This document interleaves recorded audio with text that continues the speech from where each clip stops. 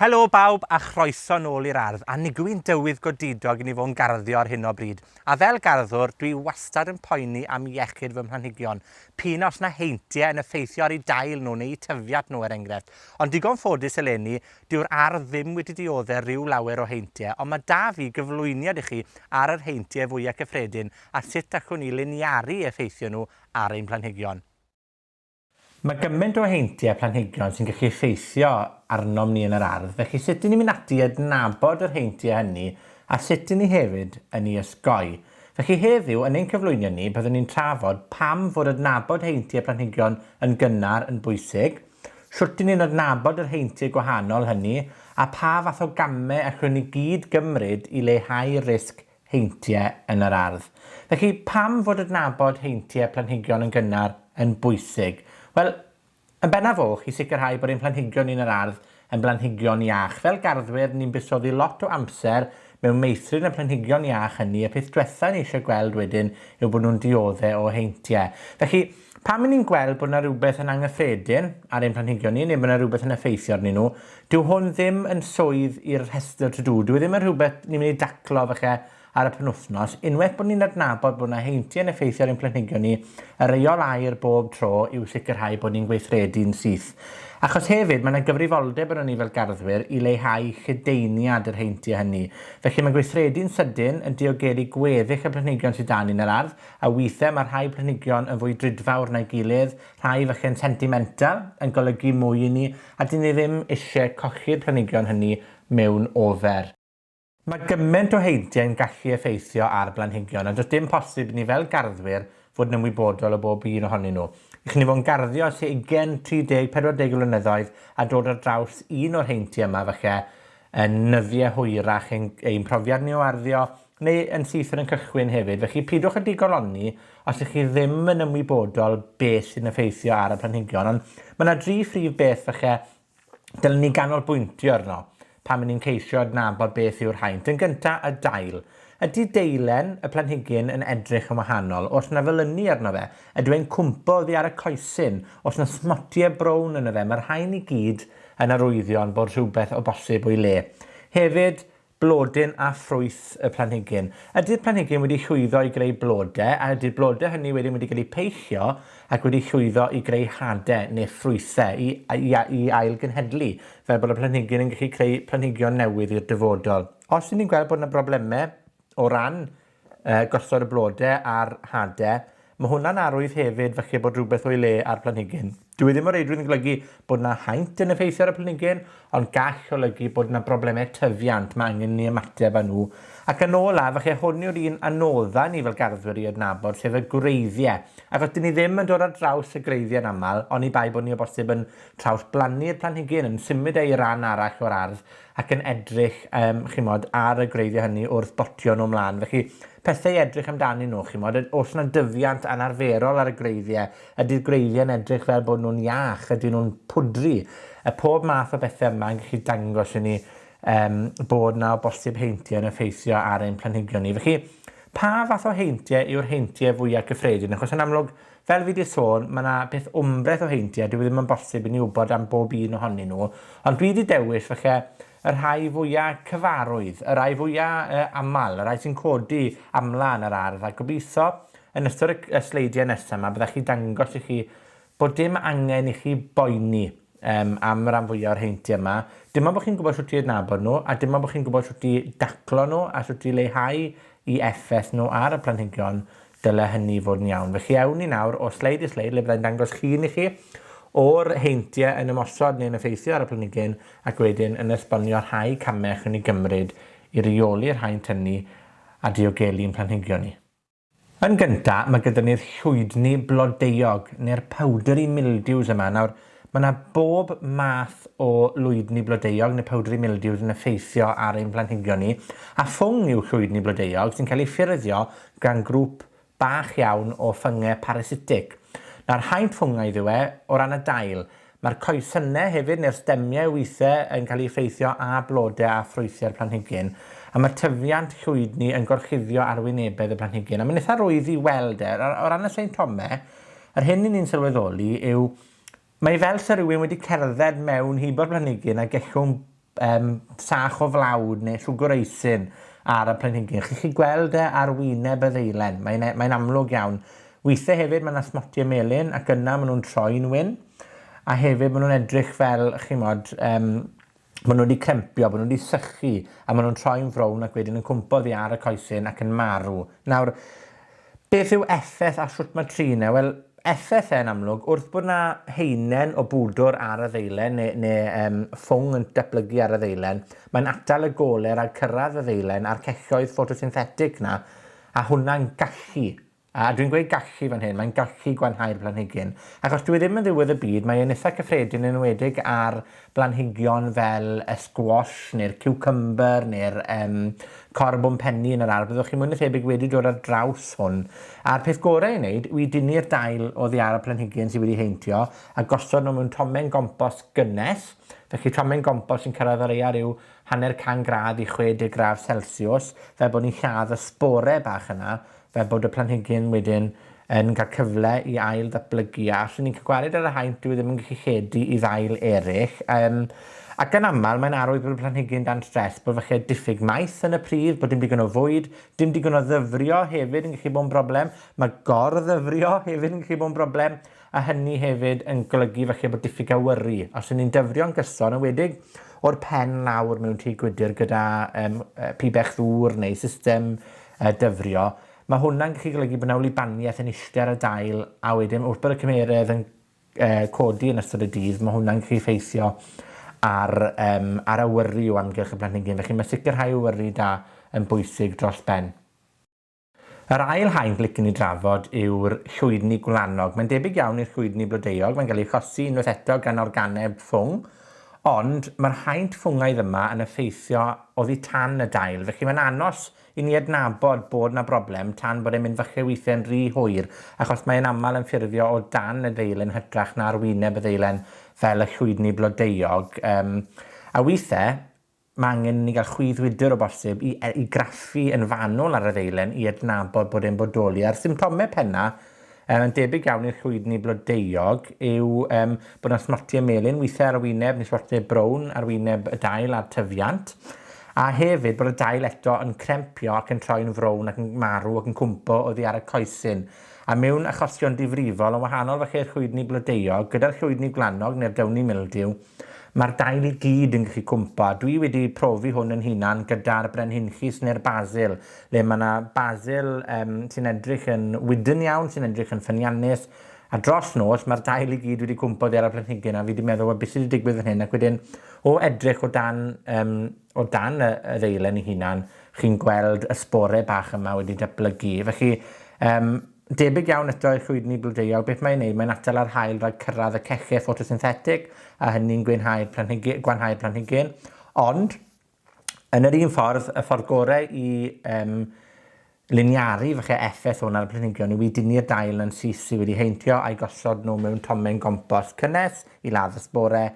A eto, sicrhau bod yna ddigonedd o awyru o amgylch y planhigyn, bod y planhigyn yn cael ei ddyfrio'n gywir, bod e ddim yn anghyson, dim bod yna brinder dŵr neu gormodedd o ddŵr, a hefyd sicrhau falle bod yr amodau tyfu ddim mor llaith a chynnes ac y gallan nhw fod. Felly agor ffenestri tŷ gwydyr, mae'n un o'r pethau yn yr ardd gyda chi fel y pys er enghraifft, falle bod chi wedi plannu nhw'n rhy agos at ei gilydd, felly dwi ddim yn ddrwg o beth i chwynnu bob yn ail planhigyn, jyst i greu lle i'r ar na redeg o amgylch y planhigyn. A mi ddyle fe gael ei daclo felly does ddim angen chi boeni'n ormodol, dyw e ddim yn amen gath wen ar y planhigyn os yw'r llwydni gwlanog yn bwrw, ond mae angen taclo fe'n syth.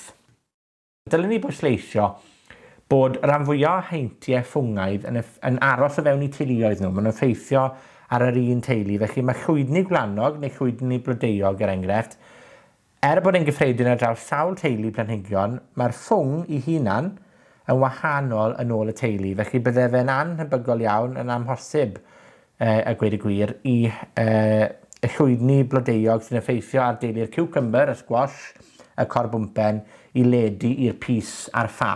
Maen nhw mewn teuluoedd gwahanol.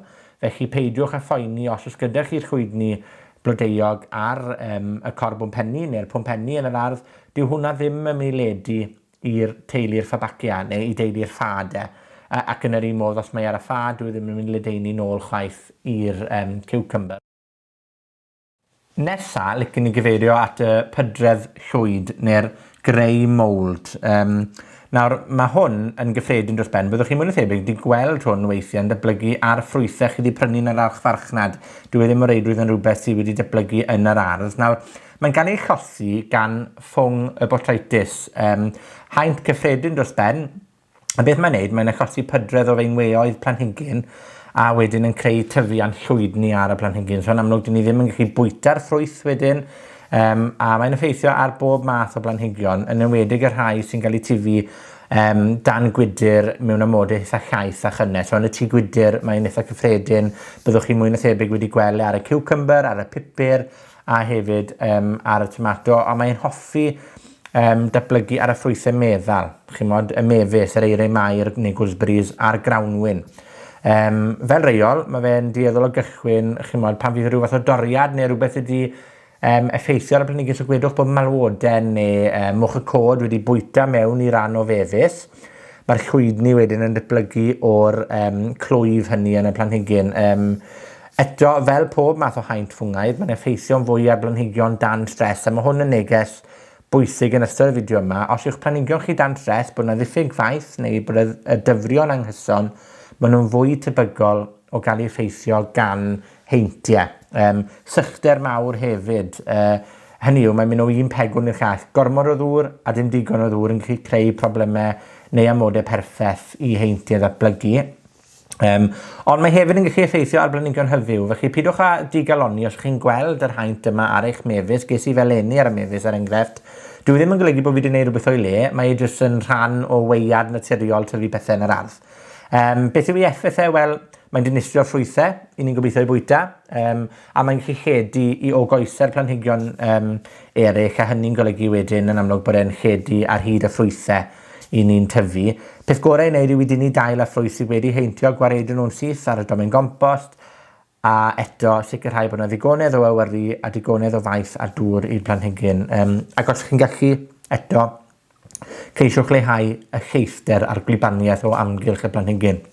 Ond fel welwch chi'n eich hun, mae'r ffaith bod y llwydni wedi effeithio, neu'r pydredd lwyd wedi effeithio ar un mefus fan hyn, ddim wedi effeithio ar y cnwd ar ei fwysau. Felly mae'n bwysig ymateb yn syth pam ych chi'n gweld hwn rhag i feledu i y cnydau eraill.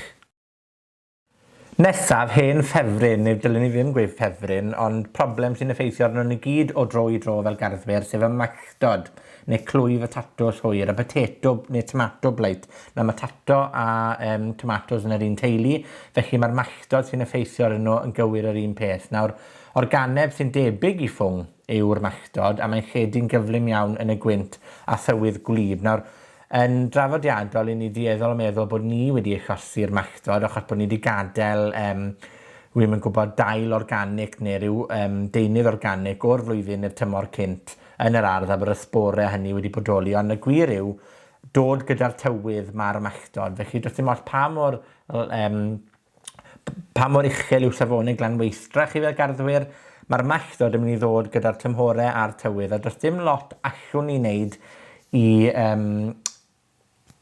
lliniaru effeithio fe, a mae yna ddoi fath o malltod hefyd. Mae yna malltod cynnar a mae'r malltod hwyr.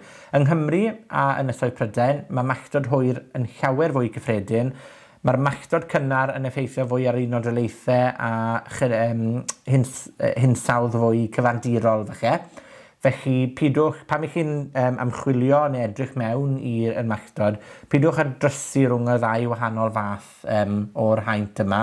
Ond mae'n dod mewn tywydd glib sydd eitha o'r, a mae'n achosi cwymp a dadfeiliad yn y dail a'r coesau.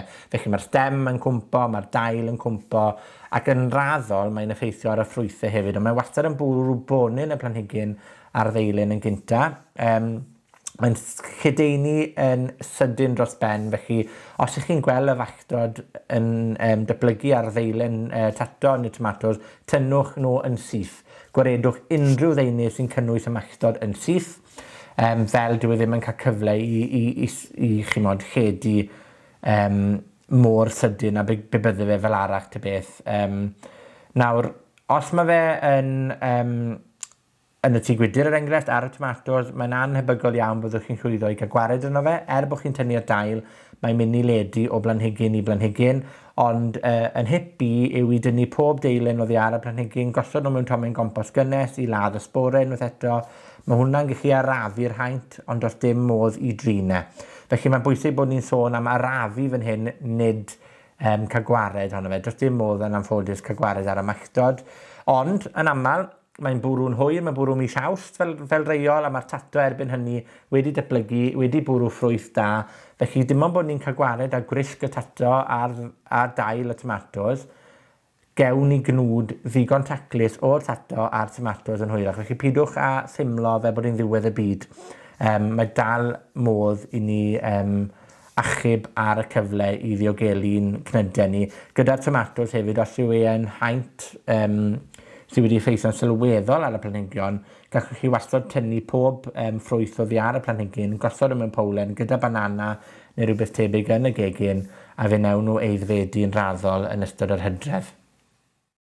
Fel garddwr, dwi wedi bod yn ffodus wrth ben bod pydredd gwyn yr aliwm ddim wedi effeithio arna i hyd yn hyn, ond dwi yn adnabod nifer o arddwyr sydd wedi dod ar draws yr haint yma, a mae wedi gwedd newid y ffordd maen nhw'n garddio, achos mae'n haint ffiedd iawn. Mae'r alium white rot, mae'n para yn y tir am flynyddoedd lawer, ac mae'n enwedig o ddinistriol i deulu'r aliwm yn amlwg. Mae'r pydredd gwyn yma yn cael ei chosi gan ffwng yr sclerotium sepivorem. Felly, haint ffwngaidd eto yw e, mae'n ddifrifol iawn, a mae'n effeithio popeth yn heulu'r aliwm, felly'r garlleg, y shibwns, yn enwedig y winwns, a hefyd y cennin. Nawr, beth mae'n achosi yw i'r dail blygu a throi'n felyn. Mae'n edrych yn debyg iawn i pam mae'r winwns yn barod i gynaeafu neu'r garlleg. Chi'n disgwyl i'r dail hynny i blygu ac i droi'n felyn. Dyna beth sy'n greulon am yr haint. I chi ddim yn sylweddoli tan bod e'n rhy hwyr, ond beth sy'n digwydd yw maen nhw'n gwywo, a wedyn mae'r pydredd yn y gwreiddiau. A o'n i'n sôn ar y dechrau yn doeddwn ni pa mor anodd yw e i adnabod heintiau sy'n effeithio ar wreiddiau planhigyn tan bod ni'n codi nhw neu'n symud nhw. A fel o'n i'n dweud, mae'n gallu byw yn y pridd am flynyddoedd lawer. Felly, beth yw'r symptomau? Wel, mae'r planhigion yn cychwyn melynu a gwywo, a mae hwnna, fel o'n i'n gweud, tua'r un adeg y cynaeafu, felly mae'n anodd iawn adnabod hynny yn gywir. Ond hefyd, maen nhw'n dechrau dadwreiddio, felly pe byddech chi'n mynd ati nhw ac yn ysgwyd nhw gyda'ch dwylo, byddwch chi'n sylweddoli bod na ddim gafel cadarn ar y gwreiddiau yn y pridd. A mae'r tyfiant hynny wedyn yn datblygu o amgylch fylb y planhigyn, mae'n ymosod arno fe, a mae'r bylb yn mynd yn feddal, a mae'r gwreiddiau yn chwalu yn ddarnau bach, felly dyw e ddim yn citio yn y ddiarde. Felly, beth yw effaith hyn? Wel, mae'n creu dinistr enbyd i'n cnydau ni o deulu'r aliwm, a mae yn golygu bod dim modd i ni wedyn tifu aliwm yn yr un lle am flynyddoedd maith. Felly, os oes gyda chi y pydredd gwyn yma mewn gwely le mae winwns sy'n tyfu am flynyddau, bydd angen i chi bendant peidio plannu unrhyw beth o'r teulu'r aliwm yn y gwely hynny mwy na thebyg am tua 20 mlynedd. Peidio hefyd rhannu y compost neu'r pridd neu'r uwchbridd o'r gwely hynny mewn i welyau eraill. Mae'r croes heintio neu'r cross-contamination yma yn gallu lledu'r haint yma yn ddifrifol. Does dim modd i drinau'n anffodus. Mae modd falle adnabod planhigion sydd ddim yn effeithio ar yr haint pethau fe o deulu'r bresych er enghraifft. Felly, os ych chi yn dod ar draws darn o dir sydd wedi heintio a y pydredd yma, plannwch fresych neu ffa neu rhywbeth yn ei le, a pheidiwch fyth a phlannu winwns yn y lle beth eto. Hefyd, byddwch yn garcus dros ben dros gompostio os ych chi'n chwynnu yn y gwely hynny le chi'n gwybod bod yr haint yma'n bodoli ac yn codi, gwedwch, dwi'n yn gwybod, gwlydd y cywion neu rhyw fath o chwyn cyffredin ac yn gosod hynny yn y domen gompost, mae'r sborau'n gallu byw yn y pridd sydd yn amgylchynu'r gwreiddiau. Felly, yng nghyngor i bydde i beidio a gosod unrhyw beth o'r gwely hynny ar y domen gompost. Mae rhwd neu rhysts yn effeithio arnon ni gyd fel garddwyr. Mae'n debygol iawn o godi yn enwedig ar blanhigion yr aliwm unwaith eto. Gwedwch bod chi'n tyfu cennin yn yr ardd, maen nhw yn y pridd am dymor hir, ac wedyn yn fwy debygol o ddal y rhwd gyda'r tymhore, a wedyn mae hwnna'n lledu i gnydau yn y tymor newydd fel y winwn. So beth chi'n gweld yw bod yna gylch cyson o rhwd yn effeithio ar yr un teulu o blanhigion. Gyda rhwd, fel pob haint arall, haint sy'n effeithio fan ycha ar ddeiliach y planhigyn.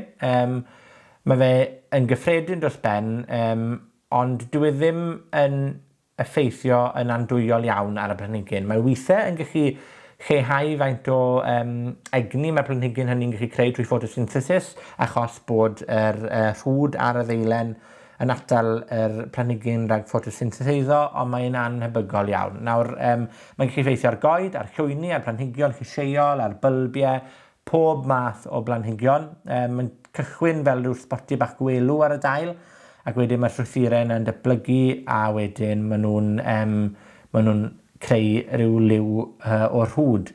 Maen nhw'n galw'r strwythurau bach yma'n pwstiwlau, a mae'r pwstiwlau yma wedyn yn agor ar wyneb y ddeilen ac yn lledu. Nawr, sut mae fe'n effeithio ar y planhigyn a sut ni'n ei drinau? Wel, dyw e ddim yn ddifrifol iawn, ond mewn achosion gwael prin, mae'r rhwd yn gallu effeithio yn andwyol ar dyfiant y planhigyn. Felly, fel reol, does dim lot allwn ni wneud i atal yr haint yma, ond mewn achosion gwael iawn, mae fe yn werth tynnu'r dail, yn ymwedig ar ddiwedd y tymor, neu cynaeafu'r cnwd yn syth, fel bod yr haint yn mychedu gnydau eraill.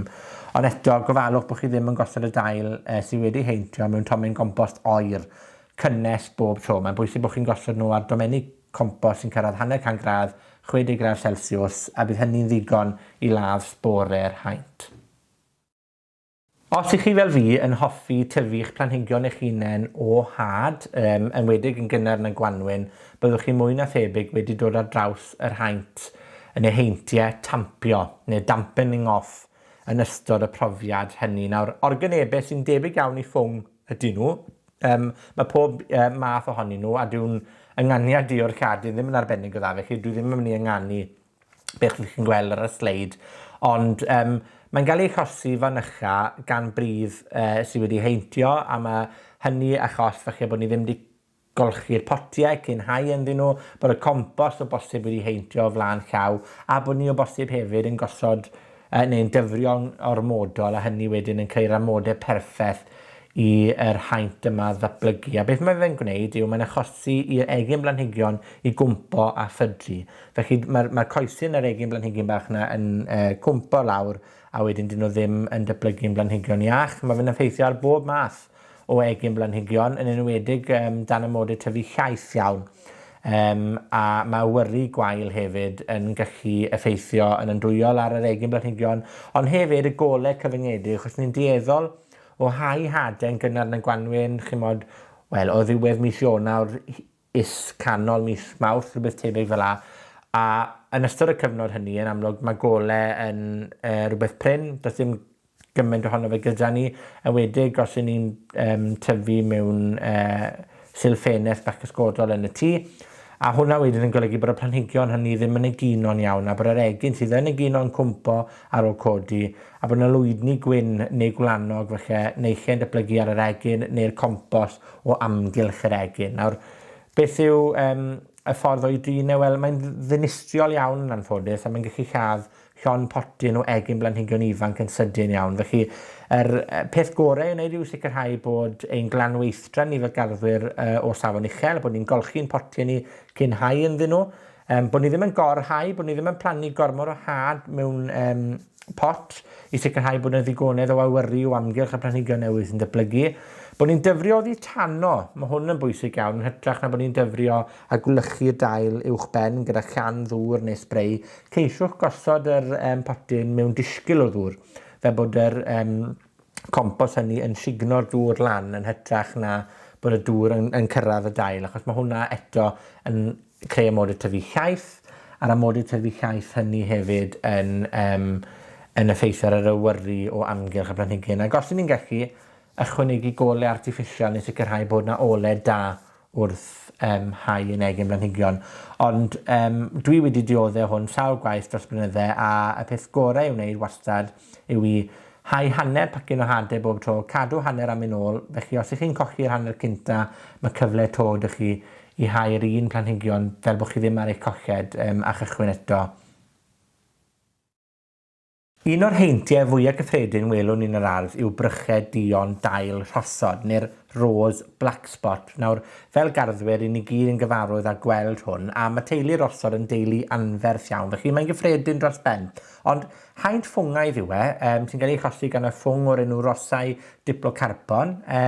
Beth mae'n wneud yw mae'n gosod sblodges bach du a phorffor ar y ddeilen. A os nag i ni'n ymateb i'r haint, os nag i ni'n ceisio trin yr haint, mae yn gallu effeithio'n andwyol dros ben ar dyfiant, yn enwedig planhigion rhosod. Nawr, mae'r sbotiau bach porffor a du ar y dail yn aml, a hefyd, beth ni'n gweld yw bod y dail yn cwmpo. Wy'n gwybod chi wedi sylweddoli, bydd y dail yn cwmpo, yn aros yn y pridd wrth goesyn yr rhosyn, ond yn amlwg mae'r sbore hynny wedyn yn y tir o amgylch y planhigyn, ac wedyn mae'n jyst yn creu problem gwath. Felly, mae'n bwysig pan ni'n adnabod bod y haint yma yn effeithio ar ein planhigion ni, bod ni yn codi'r dail hynny a gwaredu nhw, bod ni ddim yn gellwng nhw wrth goesyn yr rhosyn.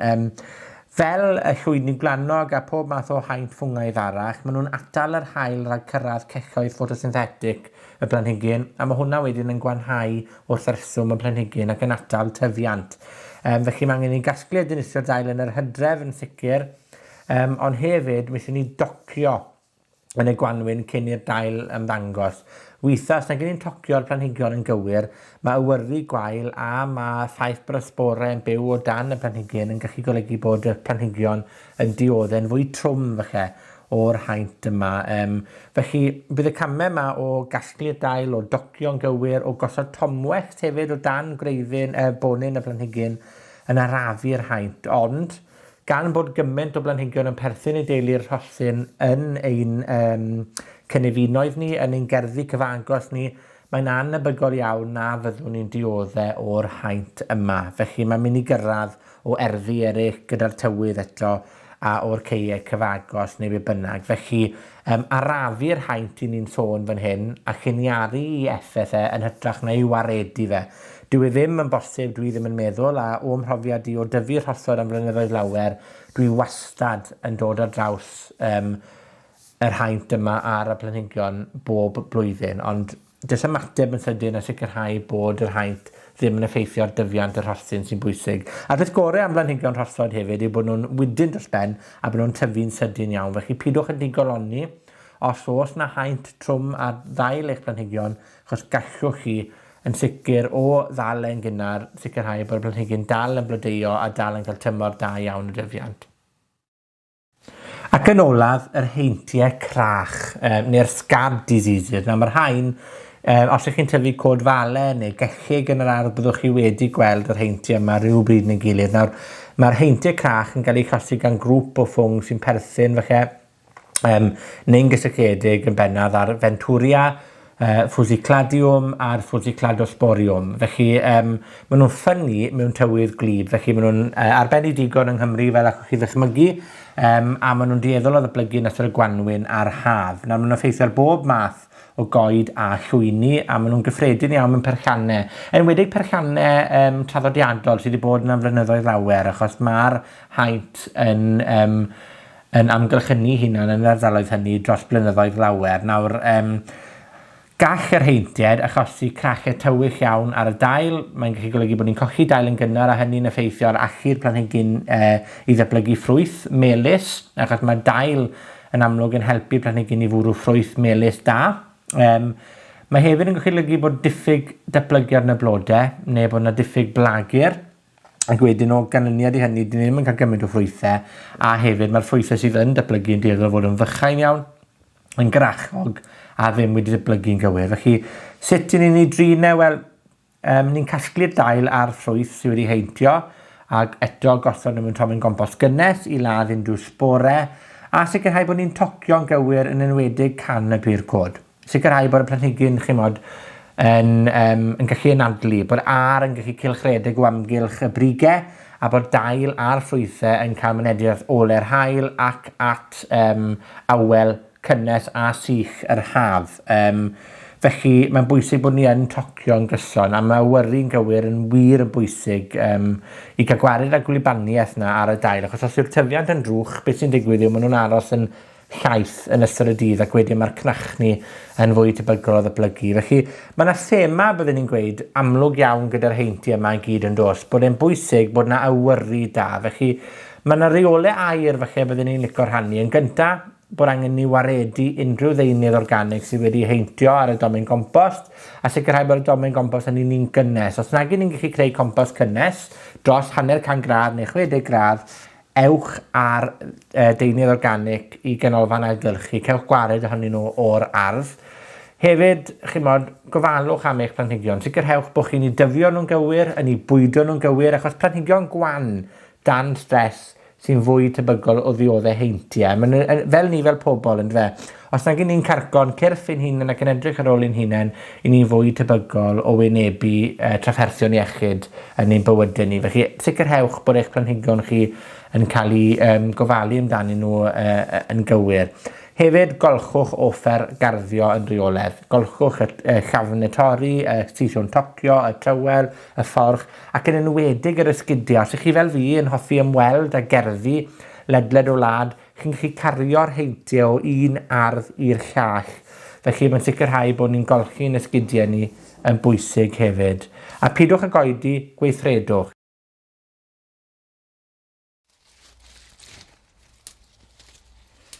Fel rwy'n siŵr bod chi wedi sylweddoli, mae nifer o'r heintie sy'n effeithio ar ein planhigion ni yn seiliedig ar bod yna awyru da o amgylch y planhigion. Felly, un peth dwi'n gwneud heddi nawr yw i dynnu dail oddi ar y tomatos yma, fel bod yr ar yn gallu teithio'n rhydd o amgylch y dail, a sicrhau nad i ni'n cael peth o'r llwydni blodeuog, er enghraifft, ar y dail yma i ffeithio ar ei tyfiant.